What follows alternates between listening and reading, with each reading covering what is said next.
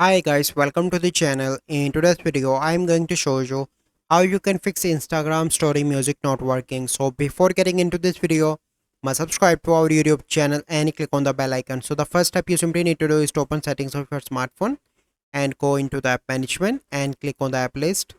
And you need to search for the Instagram.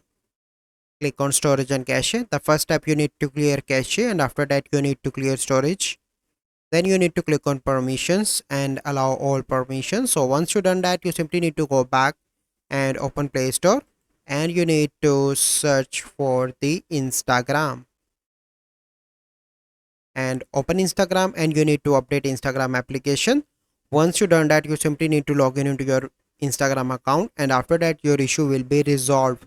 So this is the process. I hope you find this video helpful. If you find this video helpful, must like this video, subscribe to our YouTube channel for future videos. We'll see you in the next video. Thank you. Have a good day.